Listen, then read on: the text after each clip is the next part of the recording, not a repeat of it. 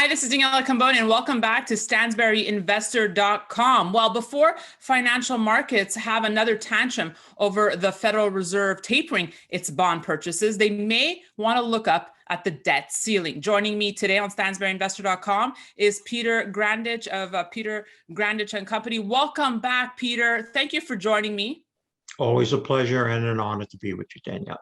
Well, we're catching up post-Jackson Hole here, so I wanted you to give us the lowdown and get your thoughts on what you thought of it. But first, my question to you is, should investors want to start paying attention to the debt ceiling, which is coming, and could it derail any plans that Powell might have to slow asset purchases and raise interest rates? Well, normally I would answer and say, since it's probably been 100 and something debt ceilings that we reached and surpassed and they raised it, I would normally say nothing to worry about. But in the toxic political environment that I don't think, other than since the Civil War, has existed in Washington and elsewhere throughout the United States, we may see this actual debt ceiling be played in a political way by the Republicans. And therefore, I think it's probably one of the few that my answer to you be, yeah, there is a possibility now that the debt ceiling situation could come to play and could be a trigger to something that normally wouldn't pay any attention to. So yeah, I think it can become serious, especially since there's even fragmentations within the Democratic Party. Because there is the very strong left side is not happy with the bill that they want to see go through infrastructure wise. So there's a lot of parts that don't normally exist or have a say that could make the debt ceiling something to speak of when we normally just get to it and then they okay it and push the can down the street some more. Really good point. And on the note or point about the taper tantrum, Peter, you've been writing and preparing for it for quite some time now, but we haven't seen financial markets react yet. Now, we know in 2013, at the mere hint of it, we saw what that did to markets. What's it going to take here?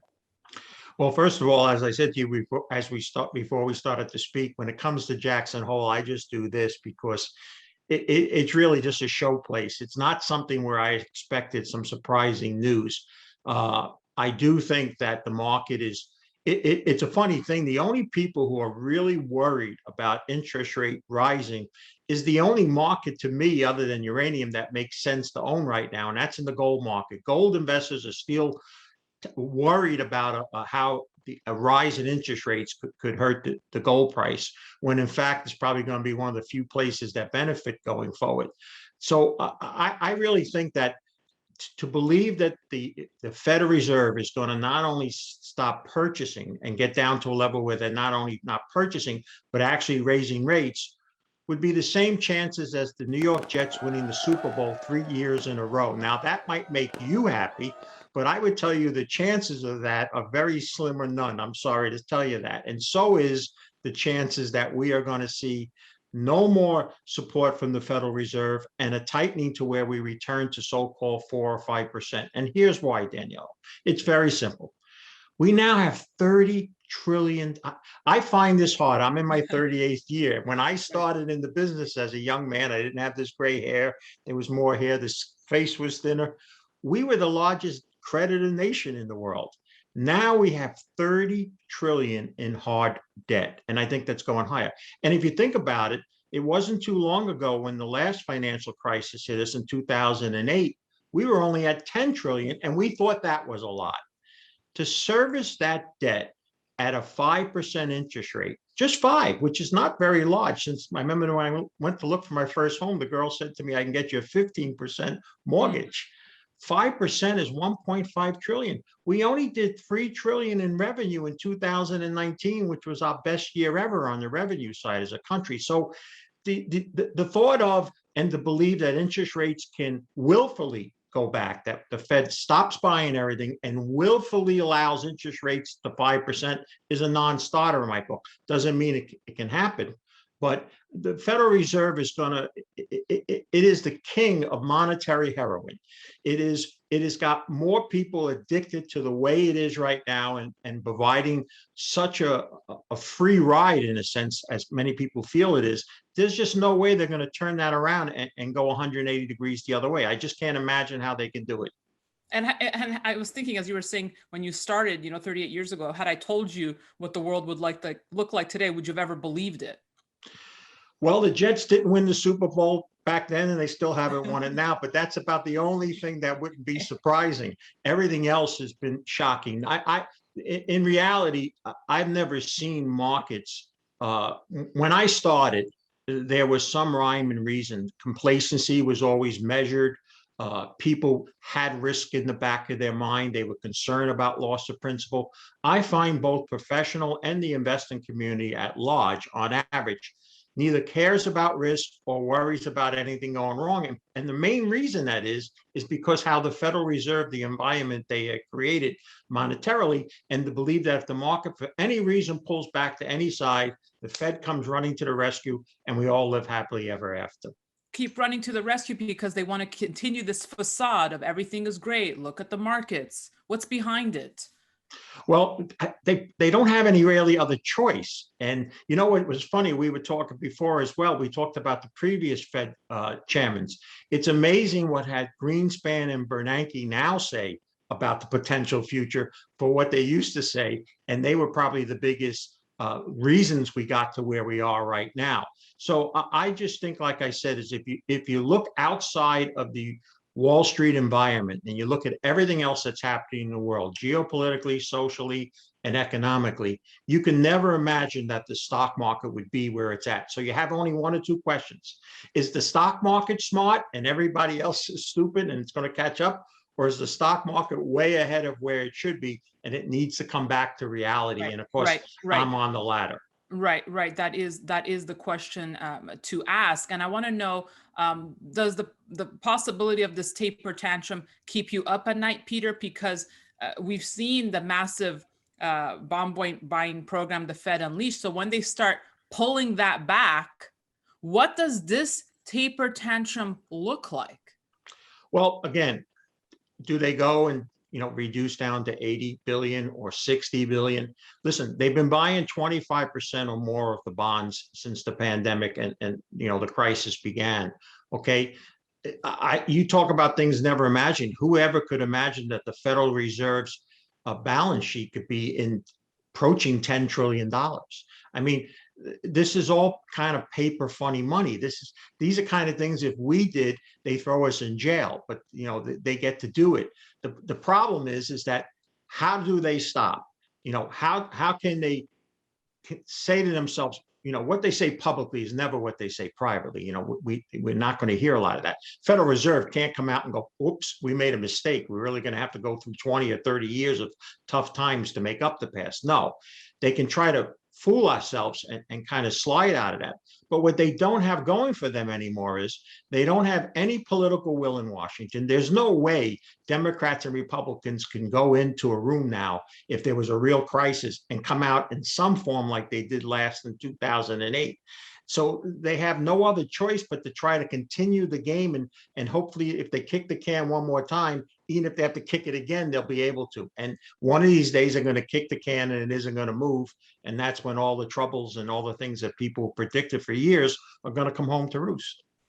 All right. I want to talk to you about an article that our mutual friend, Frank Giustra, wrote for the Toronto Star, entitled "The Central Banks Have Set the Stage for a Persistent and Ugly Inflationary Future." It's a fantastic read. I urge everyone to read it because he's saying, regardless of the side of the debate you fall on, whether you feel we're in inflationary times or in deflationary times, you have to be protected with certain assets. But choosing the wrong side in these times can be costly to your portfolio. Do you agree?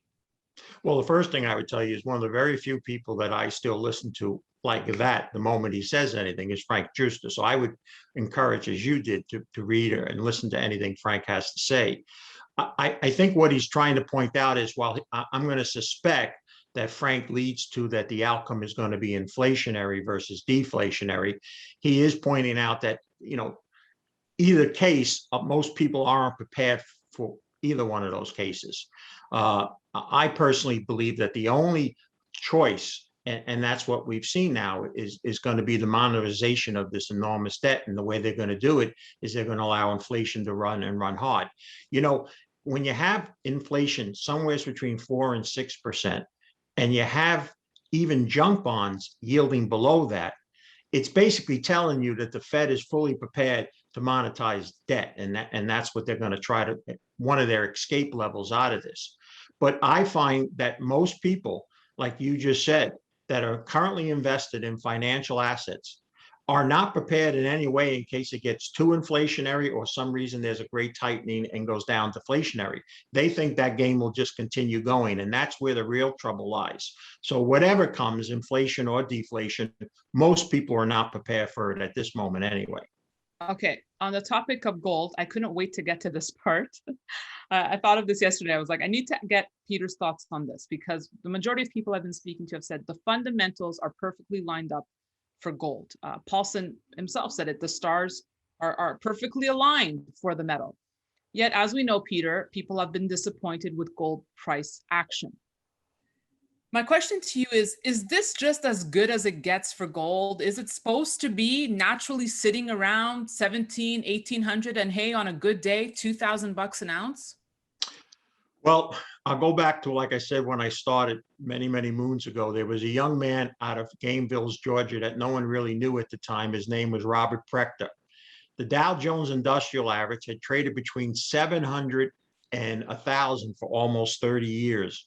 In the early 1980s, he put out a report through something that no one knew about. What's an Elliott wave?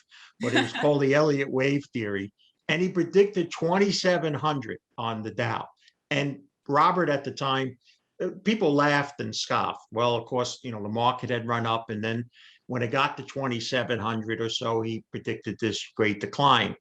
It was unbelievable. People couldn't imagine that something like that can happen. Yet, when people, hindsight looking back, the fundamentals had become very, very strong for stocks.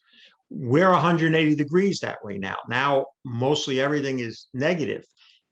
Yes, gold fundamentals are fine. Yes, many of us, including myself, would probably say it should be a lot higher. But the key in investing, in my book, Daniela, and I say this to my followers that remain all the time, it's not how much you're going to make, but how much you don't lose, which is going to separate you between the winners and losers.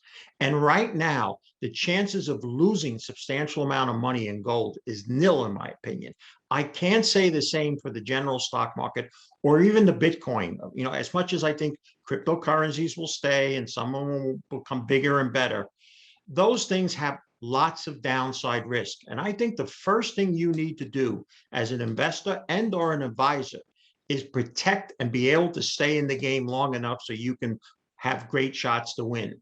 And that's where I think gold comes in right now. Yes, it's frustrating. Yes, you're right. The fundamentals have never been better. I've never seen them better. Listen, major mining companies for the first time in my career are producing strong net free cash flow. They never did that before. They're paying great dividend yields. They're probably in the best shape they are. And yet the shares, or if you even look at the GDX or even the GDXJ, they're making new lows. And people are just getting to the point, well, a contrarian is screaming to buy that. That's when you have to step up. And it's true, you got to buy them when no one wants them. And literally, no one wants them. And let me just add one last thing. Wall Street itself is never going to come out and support gold. It's always going to be kryptonite.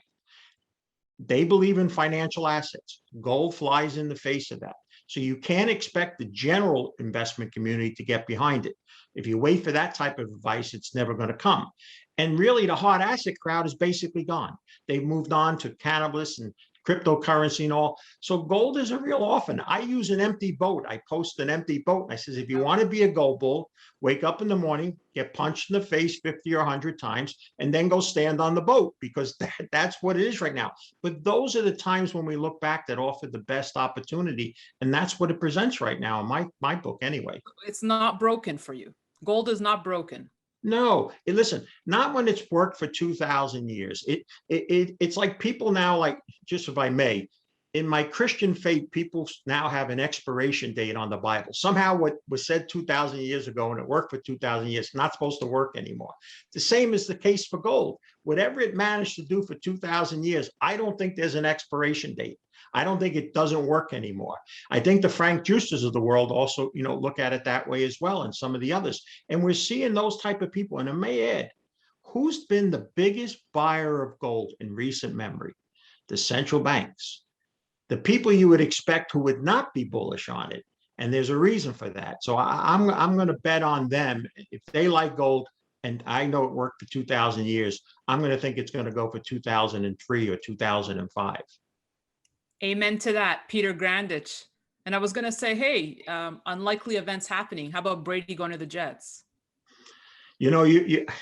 I only, I'm not involved in sports anymore because of what's happened with social, justice stuff, and I don't work with athletes anymore. But for you and you only, may the Jets have a winning season at least. We'll see how it plays out. Peter, it's always a pleasure. You're awesome. Come back anytime to StansberryInvestor.com.